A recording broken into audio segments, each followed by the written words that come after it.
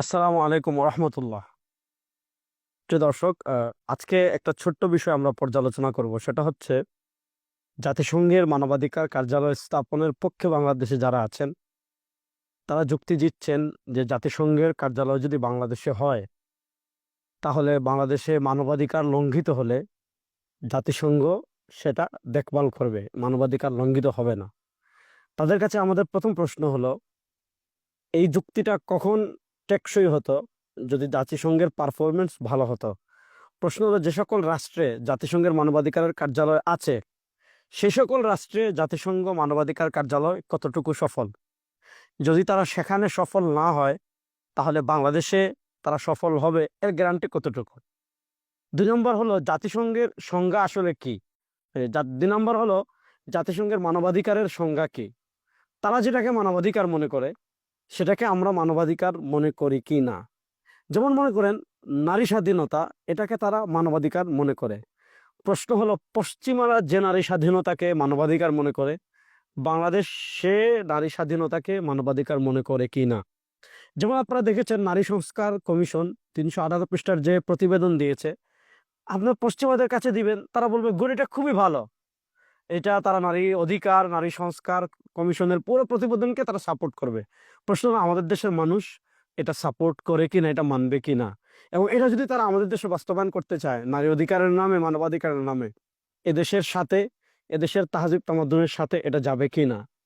তৃতীয় আরেকটা পয়েন্ট খেয়াল করেন, আমাদের বাংলাদেশ কখনো বিদেশি কোনো শক্তির কলোনি হোক, এটা আমরা কখনো চাই না। আপনি জানেন মায়ানমারের রাখাইনকে কেন্দ্র করে বঙ্গোপসাগরের সমুদ্রের দখল বা বলেন বা সমুদ্রের আধিপত্য নিয়ে আমেরিকা এবং চীনের একটা আপনার শীতল স্নায়ুযুদ্ধ আছে। প্রশ্ন হলো, বাংলাদেশে যদি জাতিসংঘের মানবাধিকার কার্যালয় থাকে, এর মাধ্যমে তারা মায়ানমারে অথবা বঙ্গোপসাগরে ইরান বিরোধী বা তাদের আধিপত্য প্রতিষ্ঠার জন্য কোনো কার্যক্রম পরিচালনা করবে না, এটা গ্যারান্টি কে দিবে। এটাকে কেন্দ্র করে বাংলাদেশ যদি বড় ধরনের কোনো বৈশ্বিক বিপদে পড়ে যায়, যেটা আমাদের মানচিত্রের জন্য হুমকি, তখন বাংলাদেশকে কে রক্ষা করবে। জাতিসংঘের অফিস বন্ধ করে দেওয়ার মতো বা আমেরিকার যদি চলে আসে এবং তাদের আধিপত্য বিস্তার এখান থেকে অন্য জায়গায় করার চেষ্টা করে, তাহলে সেটা বের করে দিতে পারবে কিনা বাংলাদেশ, এতটুকু বাংলাদেশের ক্ষমতা আছে কিনা। তারপর দেখেন জাতিসংঘের আরেকটা পার্ট কি জানেন, জাতিসংঘ সবসময় আদিবাসীদের পক্ষে কাজ করে। বাংলাদেশ পাহাড়কে বিচ্ছিন্ন করে দেওয়ার, পার্বত্য চট্টগ্রামকে বিচ্ছিন্ন করে দেওয়ার ষড়যন্ত্র বহু পুরনো।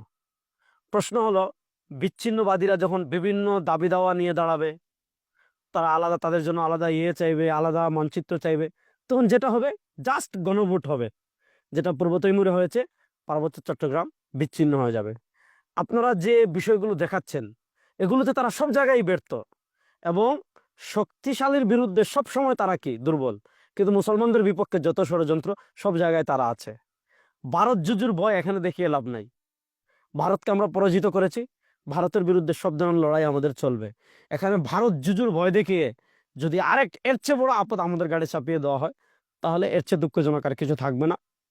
সুতরাং আমরা চাই অন্তর্বর্তীকালীন সরকার প্রকৃত সংস্কার করুক, তারা সেগুলো বাদ দিয়ে এ সকল কাজে জড়ানো, মানে বাংলাদেশের মানুষের যতটুকু সমর্থন তাদের উপর আছে সেটাও তারা নষ্ট করা।